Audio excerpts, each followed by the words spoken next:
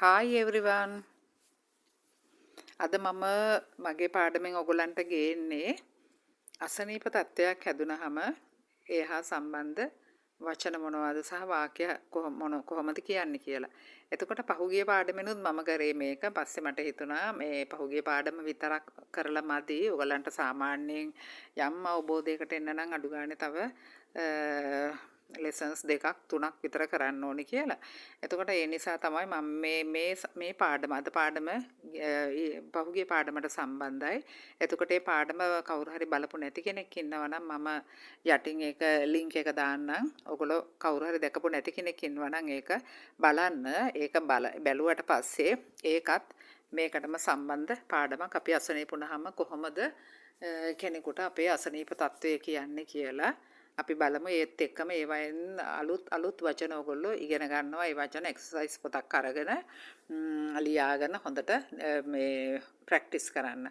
එතකොට ඔයගලන්ට මේ ලෙසන්ස් එකක්වත් මිස් වෙන්නේ නැති වෙන්න මම ඔයගලන්ගෙන් ඉල්ලා සිටිනවා.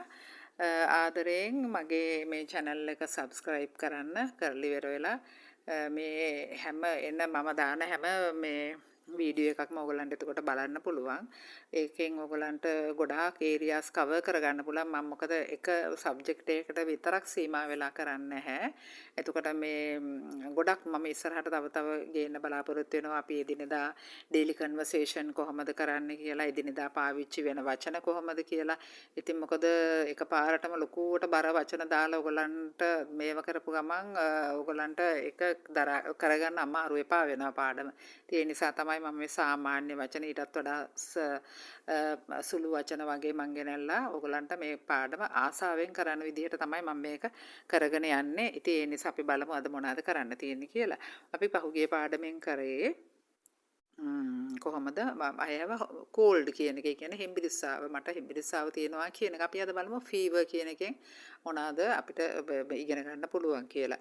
I have a fever. මට උණ තියෙනවා කියලා කොහොමද අපි කියන්නේ? I have a fever. I have a fever.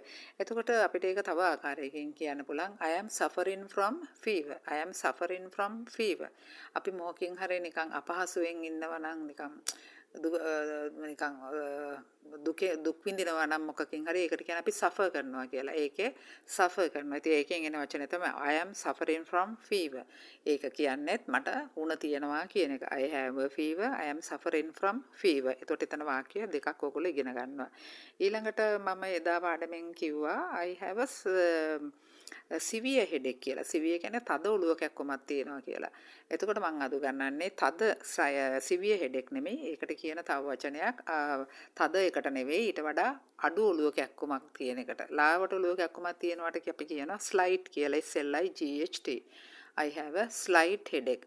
Not severe headache. I have a slight headache. Severe headache කියන්නේ තද ඔළුව කැක්කම. Slight headache කියන්නේ ඊටා සුළුවෙන් තියෙන ඔළුව කැක්කම. අපි ඒකට ඕන නම් තව වචනයක් ඒකට දානවා slight. අනිත් එක mild. MILD mild. ඒ වචන දෙකම ඔයගොල්ලෝ හොඳට බලා ගන්න. එක්සර්සයිස් පොතක් කරන් ලියා ගන්න පුළුවන් නම් mild and slight කියන එක දෙකම. I have a slight headache. I have a mild headache කියලා දෙකම කියන්න පුළුවන්. ඊට පස්සේ අපි බලමු මම එදා කිව්ව ඔයගලන්ට I have a runny nose කියලා. runny nose කියන්නේ හොඩු දියර ගලන ගතිය. දැන් අද පාඩමේ මම උගන්වන්නේ runny කියන එකට විරුද්ධ පැත්ත අනිත් පැත්ත. අපේ නහය બ્લોක් වෙලා අපිට හුස්ම ගන්න අමාරු වෙනවනේ සමහරක් වෙලාවට උණ වැඩි වුණාම. එතකොට අපි කියනවා stuffy කියලා. runny වෙනුවට කියන්නේ stuffy. runny nose කියන්නේ වතුර හොටු දියර ගලනවා. stuffy කියන්නේ හුස්ම ගන්න බැරුව બ્લોක් වෙලා තියෙනවා, තද වෙලා තියෙනවා. එතකොට අපිට ඒක කියන්න පුළුවන් STUFFY stuffy. I have a stuffy nose. I have a stuffy nose. අපි අනිත් එක බලමු. අපේ දැන් ඇඟේ උණ ගතිය තියෙනවා. අපි කියන්නේ කොහොමද? temperature.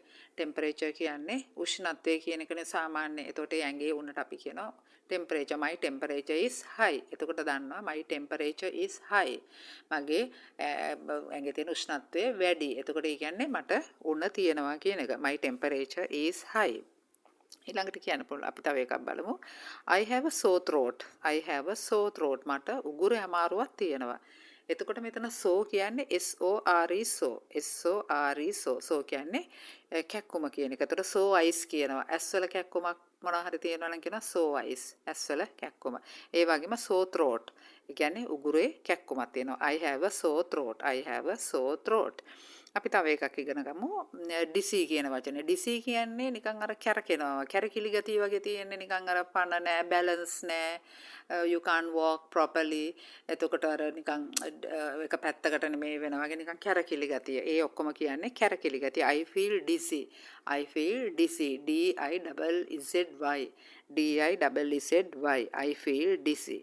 තව එකක් බලමු. අපි වොමිට් කරනවා. වොමිට් කියන්නේ අපි වමනේ දානවා කියන එක වොමිට්. එතකොට අපිට කියන අපි කියන අනේ මට හරි වමනට යන්න වගේ. එතකොට I have a vomitish feeling. A feeling කියන්නේ අපිට දැනෙන ගතිය. feeling එකක්. එතකොට I have a vomitish feeling. මට වමන යන්න වගේ. I have a vomitish feeling. vomit කියන්නේ ක්‍රියාපදය. ඒකෙන් හැදෙන එකක් තමයි adjective එක. vomitish කියන එක I have a vomitish feeling. ඊළඟට අපි දැන් බඩගිනි කියලා කියන්නේ කොහොමද? hungry. එතකොට අපි එදා කිව්වා I lost my appetite කියලා. ඒ කියන්නේ කන්න තියෙන ඒ රුචිය නැති වුණා. කියන්නේ කන්න බෑ කියන එක. එතකොට දැන් අද මං කියන්නේ hungry බඩගිනි. hungry කියන්නේ බඩගිනි. I am hungry. මට බඩගිනි. එතකොට කියන්න පුළුවන් මට බඩගින්න දරා ගන්න බෑ. කොහොමද කියන්නේ? බඩගිනි කියන්නේ hungry, බඩගින්න කියන්නේ hunger. බඩගින්න කියන්නේ hunger. එතකොට මට බඩගින්න දරා ගන්න බෑ කියන්නේ I can't bear my hunger. bear කියන්නේ යම් දෙයක් දරනවා, උසුලනවා කියන එක. උහුලගෙන ඉන්නවා, දරාගෙන ඉන්නවා කියන එක තමයි BEAR bear කියන්නේ. එතකොට I can't bear my hunger. මට මගේ බඩගින්න ඉවසගෙන ඉන්න බෑ, උහුලගෙන ඉන්න බෑ. එච්චරට බඩගිනි. I can't bear my hunger.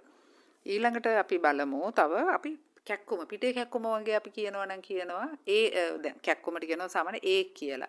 Body ඒක කියන්න පුළුවන්. ඇඟේ කැක්කුම, බැක් ඒක කියන්න පුළුවන්. පිටේ කැක්කුම ඒ වගේ. I have a back ache. මට back කියන්නේ පිට. I have a back ache කියන්නේ මට පිටේ කැක්කුමක් තියෙනවා. I have a back ache. ඊළඟට අද තියෙන අන්තිම වාක්‍ය තමයි I have cut my finger. මගේ ඇඟිල්ල කැපිලා. I have cut my finger. මගේ ඇඟිල්ල කැපිලා කියන එක. ඉතින් ඔන්න ඔය වචන ටික තමයි අද මම මේ පාඩමෙන් ඔයගොල්ලන්ට ගෙනාවේ. ඉතින් මේක පහුගිය පාඩමත් එක්ක ඔයගොල්ලෝ බලන්න. එතකොට ඔයගොල්ලන්ට වචන ගොඩාක් සහ ඒ වාක්‍ය කියන්නේ කොහොමද කියලා ඔයගොල්ලන්ට ලොකු දැනුමක් ඒකෙන් ලබා ගන්න පුළුවන්. ඔයගොල්ලන්ට මොනවා හරි දැනගන්න අවශ්‍ය නම් මේ comment section එකේ දාන්න අවශ්‍ය මට මේ ඔයගොල්ලන්ට යම් දෙයක් දැනගන්න අවශ්‍ය නම් මම අනිවාර්යයෙන් මේවට reply කරනවා.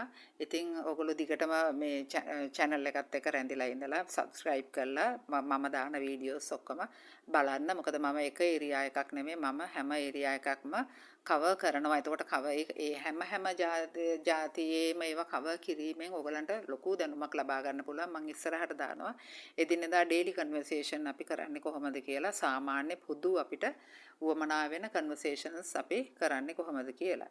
එතකොට බලමු අපි ඊළඟ වීඩියෝ එකකින් මම නැවතත් ඊටාත්ම වටිනා වීඩියෝ එකක් අරගෙන ඔයගලන් හම්බෙන්න එන්නම්. එතකන් ඔයාලට සුබ දවසක්. Thank you.